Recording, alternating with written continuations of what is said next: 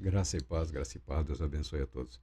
Vamos falar sobre arrependimento ou sobre retorno a Deus, a arte do arrependimento ou a arte do retorno. E para tanto, vamos usar como referência para ingressarmos nessa temática, a ministração, a pregação ou o ofício do profeta João filho de Zacarias, por nós conhecidos como João Batista.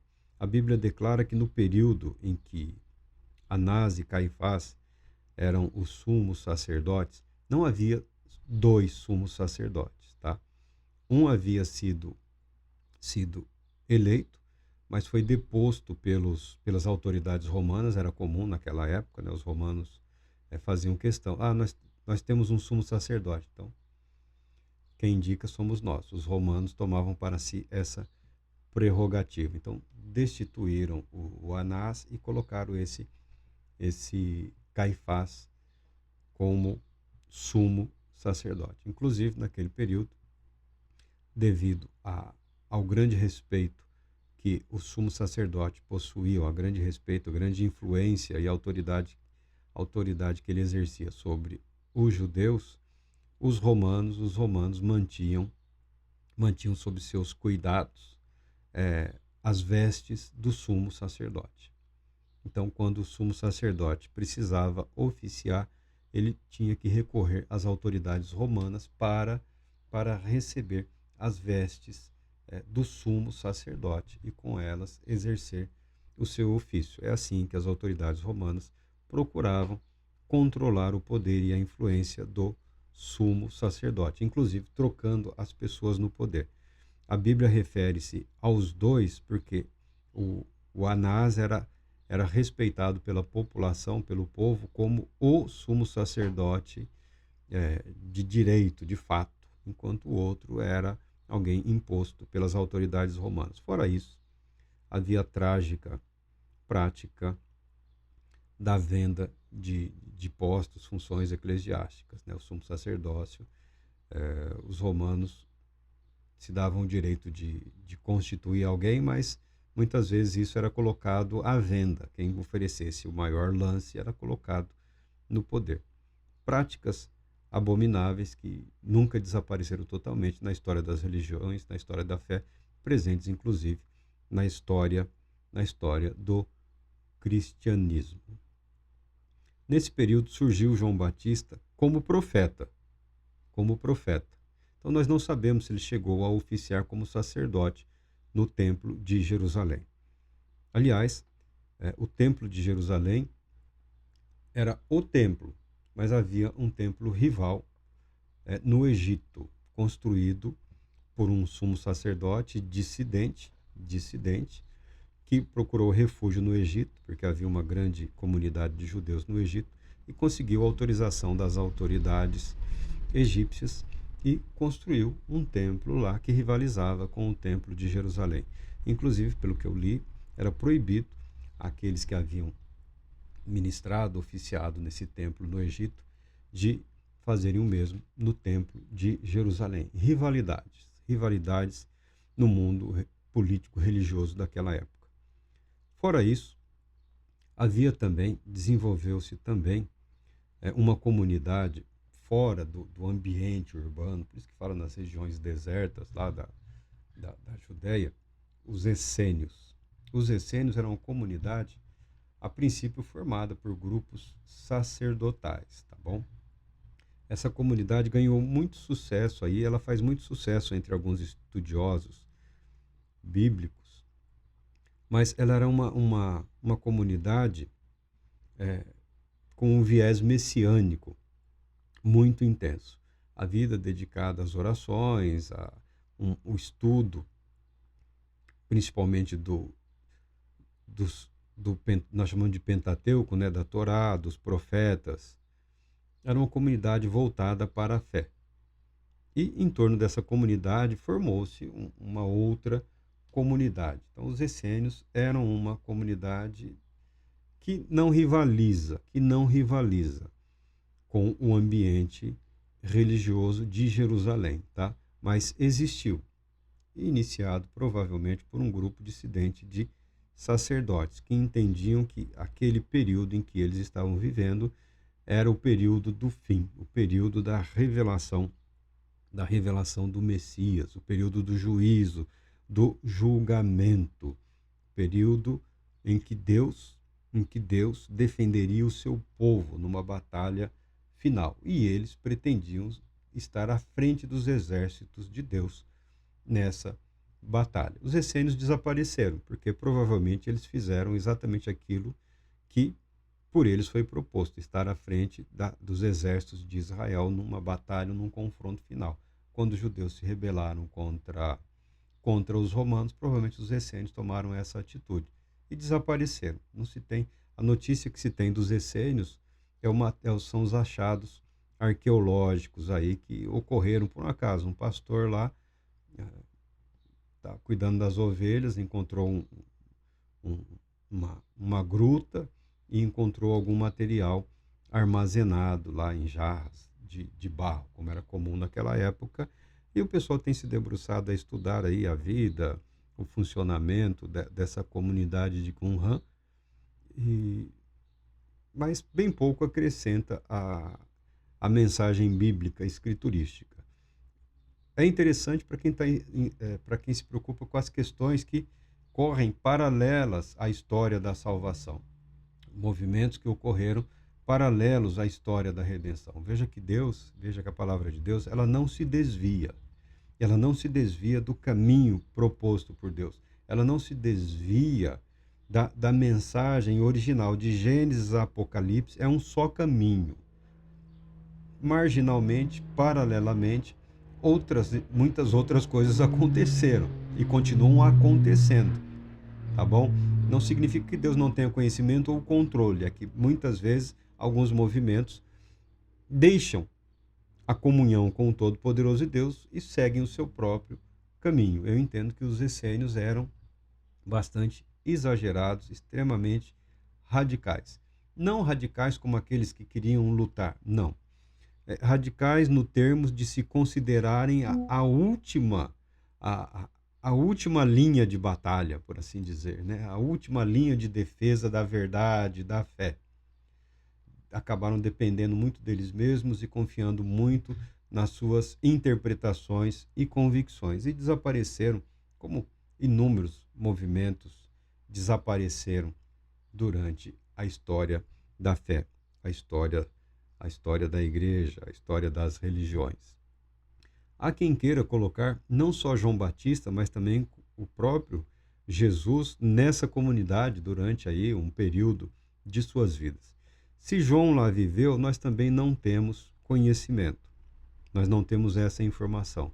Se ele viveu, se ele passou tempo entre os essênios se dedicando aos estudos da Bíblia, se dedicando à oração, se dedicando à meditação, se dedicando à santificação, isso não é relevante. Relevante é o fato de que, quando convocado por Deus, ele imediatamente atendeu. Lendo na Bíblia a história de João Batista, a história dos seus pais, nós entendemos que ele passou parte da sua vida se preparando para o momento em que Deus o chamasse. Não foi assim: ah, Senhor, o que farei eu? Eis-me aqui, Senhor. Quando Deus o chamou, quando Deus o convocou, ele foi. Ele foi. Ele, durante boa parte da sua vida, compreendeu que a sua vocação, que o seu propósito era esse, a voz do que clama no deserto, preparar o caminho para a revelação maior de Deus para a humanidade. João é conhecido, o machado já está posto à raiz das árvores, e toda árvore que não der bom fruto será cortada e jogada ao fogo. Essa é o texto que se encontra na Bíblia, né? O fechamento da pregação de João Batista. Ele prega justiça, ele prega santidade, ele prega o dia do juízo, tá bom? Ele não está pregando uma novidade para ninguém, ele está pregando algo que faz parte da consciência religiosa de todo o judeu daquele período, que toda a humanidade, que toda a carne terá que se apresentar diante de Deus para um juízo final, um último juízo. E João conseguiu um excelente resultado nessa pregação. Mas não é nesse aspecto dos riscos da condenação diante do juízo que eu estou preocupado em apresentar, porque isso já é apresentado com uma frequência muito grande. Procurando no livro do profeta Isaías, onde esse contexto, essa mensagem foi extraída e colocada, nos 2 primeiros versículos nós vemos o seguinte: Consolai, consolai o meu povo, diz o vosso Deus. Falai ao coração de Jerusalém. Bradai-lhe que já é fim do tempo da sua milícia, que a sua iniquidade está perdoada e que já recebeu em dobro das mãos do Senhor por todos os seus pecados. Vós do que clama no deserto, preparai o caminho do Senhor, endireitai no ermo vereda a nosso Deus. O que João está preparando, a mensagem aqui proposta, o que João está proclamando, convocando, provocando os seus ouvintes, tem o objetivo de levar o povo a isso, a consolação de Deus. Jesus Cristo disse aos seus discípulos que eles não seriam abandonados, eles não estariam só de maneira nenhuma, que ele havia pedido ao Pai e o Pai enviaria, ou ele e o Pai enviariam outro consolador, A mensagem de João Batista, assim como a mensagem de Jesus o Cristo, não é propriamente ou exclusivamente uma mensagem de julgamento, uma mensagem de condenação, uma mensagem de juízo, é uma mensagem de consolação. É uma mensagem de consolação. E isso com vistas ao juízo. Consolai, consolai o meu povo, diz o vosso Deus. Falai ao coração de Jerusalém. Falai ao coração do povo. Falai ao coração como espírito, como alma. Encontre na mente, no coração desse povo, o que os está sufocando, o que está causando todo esse sofrimento, toda essa dor, toda essa angústia. Para o judeu, para o israelita, para o religioso daquele período, um aparente silêncio de Deus em relação ao povo escolhido, ao povo eleito, aos judeus. Isso, na vida e na mente de alguns, gerou uma série de angústias, uma série de perturbações, de incômodos. Muitos permaneceram fiéis, aguardando, tal qual João Batista. Outros, cada um seguiu o seu próprio caminho, seus próprios interesses, tentando suprir nas suas almas, nos seus espíritos, aquilo que somente Deus é capaz de fazê-lo.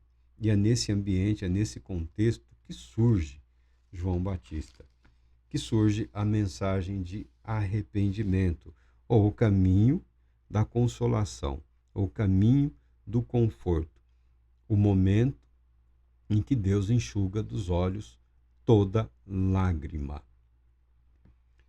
E eu peguei também o livro de Apocalipse, de João, capítulo 21, versículo 4, que diz o seguinte aqui: E lhes enxugará dos olhos toda lágrima, e Deus lhes enxugará dos olhos toda lágrima. E a morte não existirá. Já não haverá luto, nem pranto, nem dor, porque as primeiras coisas passaram. E aquele que está sentado no trono disse: Eis que faço novas todas as coisas. E acrescentou: Escreve, porque estas palavras são fiéis e verdadeiras. Ele enxugará dos olhos toda lágrima. Ele enxugará dos olhos toda lágrima. João Batista, ao iniciar o seu ministério, ele inicia como a voz do que clama no deserto, anunciando que as dores, que os sofrimentos decorrentes do pecado cessaram. O fato de terem cessado diante de Deus não significa que cessem automaticamente nas nossas vidas. nós precisamos direcionar as nossas vidas ao caminho proposto por Deus, e nesse caminho nós encontramos o quê? A consolação, nós encontramos a paz, nós encontramos a alegria, a renovação.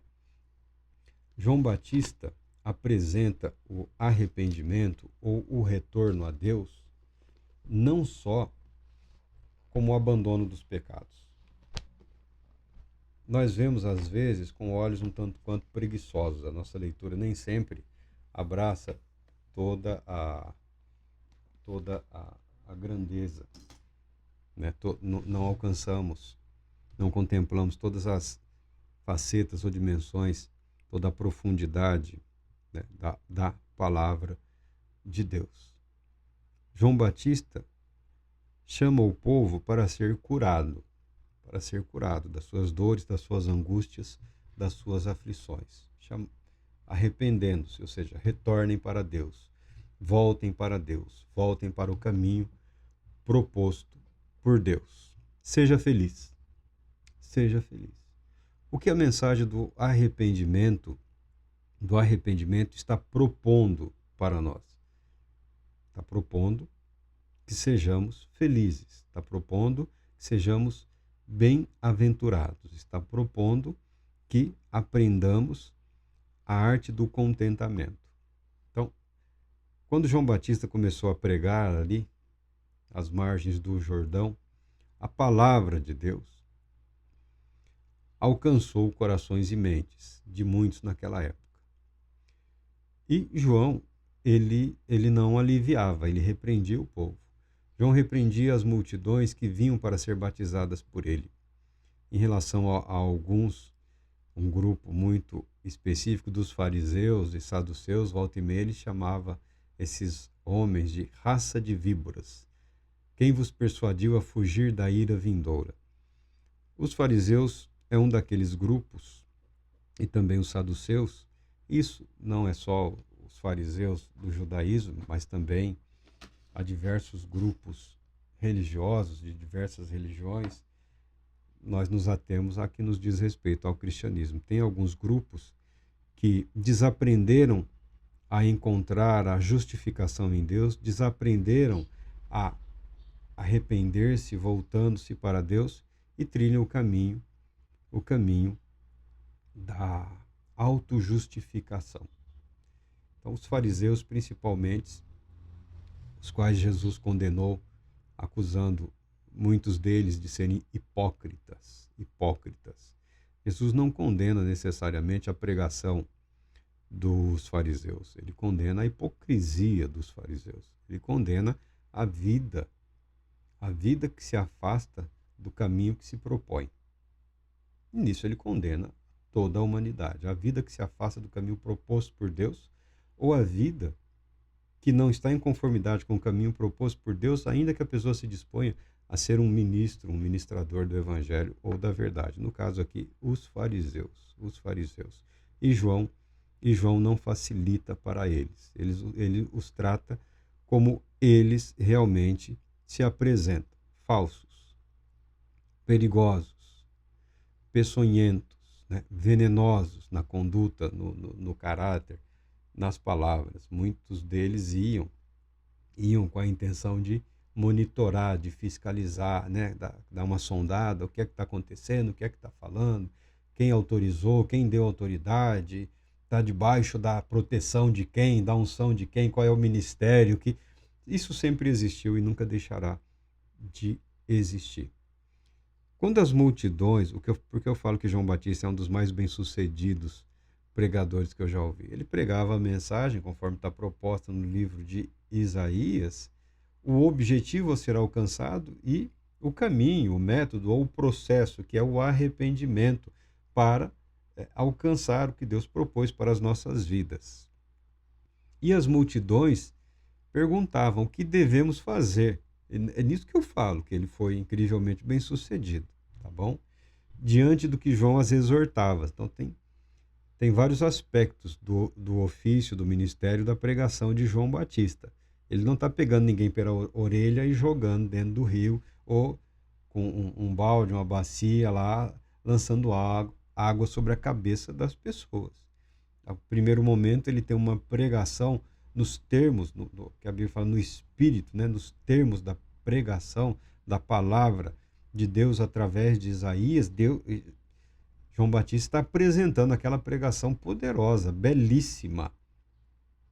E o povo, e agora? O que faremos diante do juízo, diante da iminência do juízo de Deus? O que devemos fazer? O que fazer diante da iminência do julgamento de Deus sobre as nossas vidas? E João apresenta um outro aspecto da sua pregação, uma exortação, a parte exortativa. Quem tiver 2 túnicas, dê uma a quem não tem nenhuma. E quem possui o que comer, da mesma maneira reparta. Ou seja, ele está falando que nem a pobreza é desculpa para deixar de fazer o bem. O que eu posso fazer, o que devemos fazer diante da consciência da iminência do juízo de Deus? Fazer o bem, fazer o que é correto, fazer o que é certo. Viver em conformidade com aquilo que a palavra de Deus nos ensina. Fazer o bem, ajudar ao próximo, amar a Deus e amar ao próximo. Alguns publicanos foram para ser batizados. Os publicanos eram os cobradores de impostos, né? Os funcionários da Receita, por assim dizer, naquela época. Eram funcionários terceirizados. Os publicanos mesmo viviam em Roma. As autoridades, o rei, né? O imperador romano, quando queria fazer alguma graça, alguma reforma, ou agradar assim algum amigo, algum parente, ele antecipava receitas. Prática terrível que todos os governos fazem até hoje, antecipação de receita. Como ele antecipava a receita? Pegando dinheiro emprestado. Os publicanos emprestavam, eram os bilionários daquela época, eles emprestavam dinheiro para os imperadores.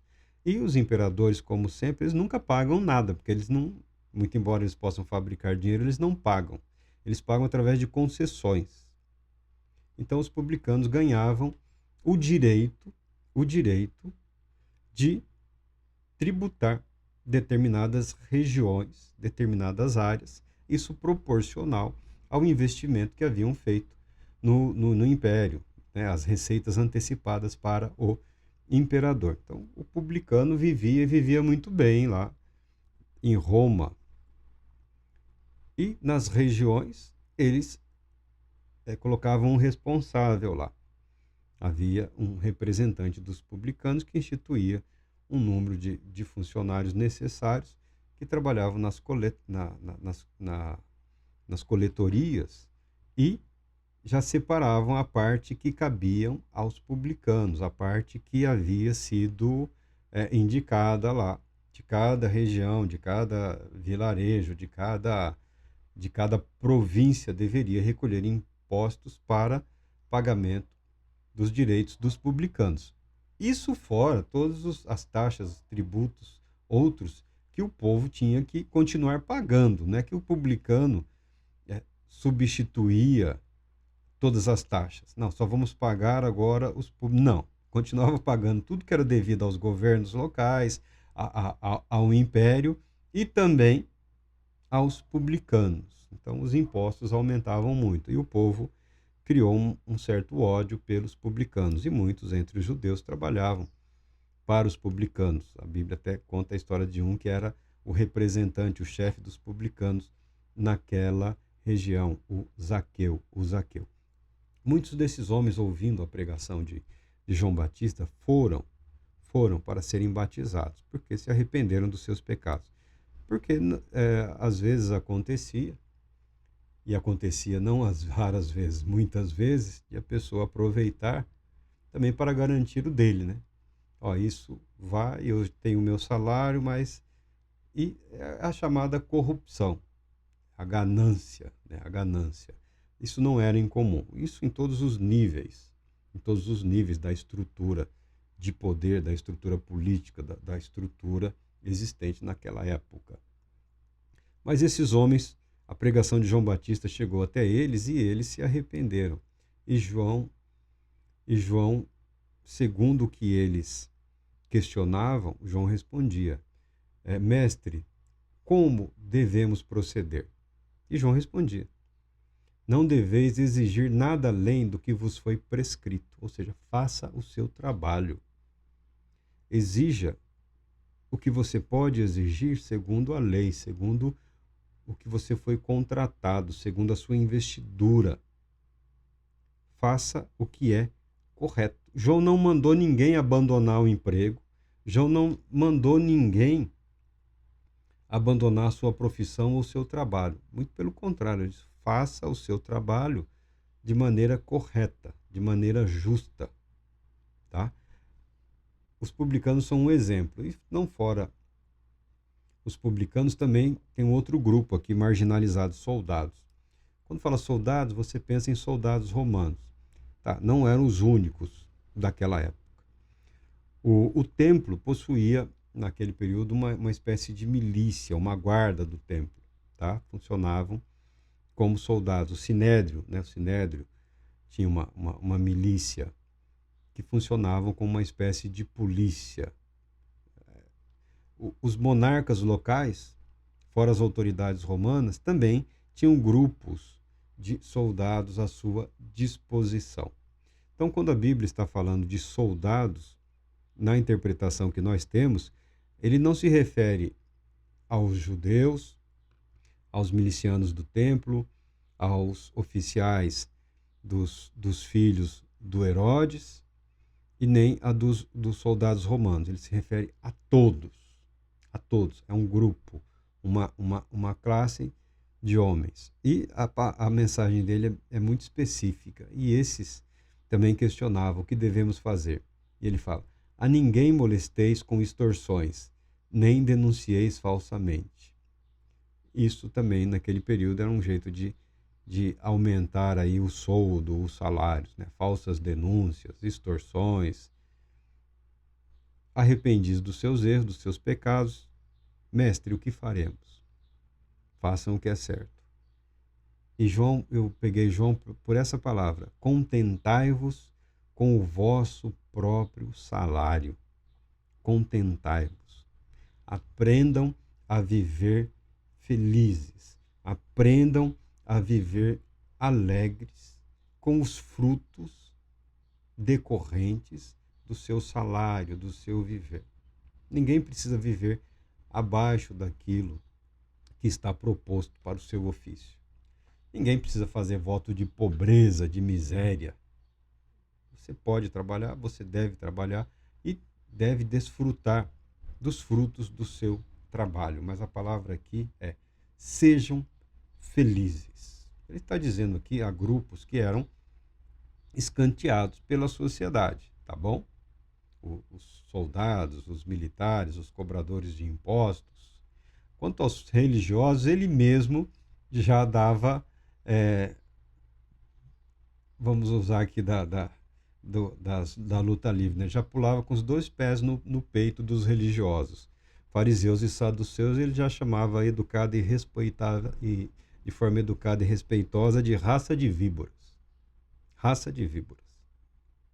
Se não está tendo fruto, se não está tendo resultado, é porque provavelmente,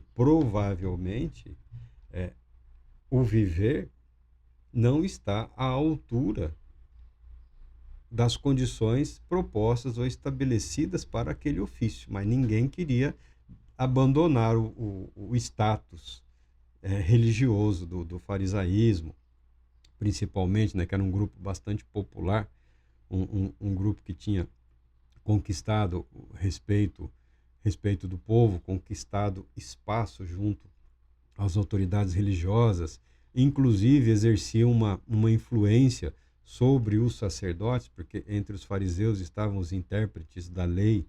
Os intérpretes da lei, muito embora muitos deles não tivessem direito ao sacerdócio, não tivessem direito a ministrar no templo, a oficiar no templo, através dos levitas, como um dos muitos levitas, das atividades desenvolvidas pelos levitas, ou o sacerdócio, eles funcionavam como guardiões, como intérpretes da palavra de Deus e influenciavam o modo dos ritos, o modo de agir, a teologia, por assim dizer, que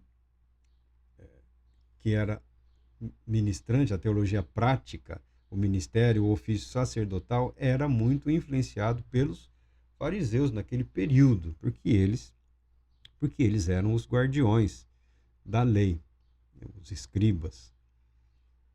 Então, esse grupo é atacado por João Batista, mas mesmo esse grupo não está fora do contexto da mensagem de arrependimento e da possibilidade de viver contente, viver feliz, figurar entre os bem-aventurados. O contentai-vos, Jesus usa essa expressão no contexto de verdadeiramente felizes ou abençoado com felicidades, e expande essa mensagem. Você pega lá o sermão das bem-aventuranças, é uma mensagem de contentamento.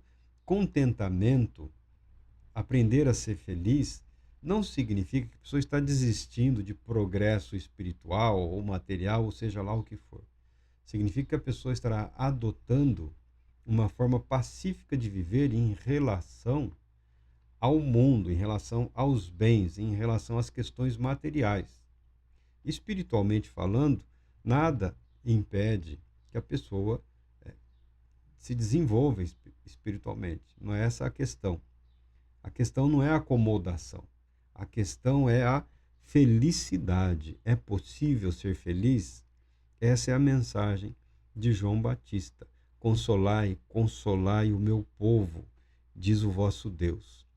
Porque Deus é aquele que enxuga dos olhos toda a lágrima, aquele que alivia todo o sofrimento. E no momento específico, veja a mensagem de iminência do julgamento, o julgamento para o penitente, o julgamento divino para aquele que se volta para Deus, coloca a pessoa não diante do universo da condenação, diante do juízo, mas coloca a pessoa diante do universo da eternidade e bem-aventurança em decorrência do juízo, em decorrência do julgamento. Mas você fala que todos seremos julgados. Sim, todos temos que ser julgados. Do contrário, nunca saberemos completamente, exatamente, a dimensão do livramento que Deus nos concedeu em Cristo Jesus. O julgamento, ele é importante. O julgamento, ele é fundamental. Não haverá execução de sentença condenatória para aquele que crê. Porque o Cordeiro que foi morto antes da fundação do mundo, com a sua vida perfeita, santa, representa diante de Deus toda a humanidade pecadora. E nós, pela fé, temos acesso a esse livramento, a esse perdão, a essa justificação, essa santificação, essa preparação para o juízo. E em decorrência do juízo, a vida eterna. Essa é a mensagem que contextualiza a pregação de João Batista em termos de arrependimento e que prepara o material que nós estamos falando aqui sobre a arte do arrependimento. Numa provocação dos rabinos seria: seja feliz, arrependa-se. Deus Todo-Poderoso te abençoe, te proteja e te conceda a paz, muita paz.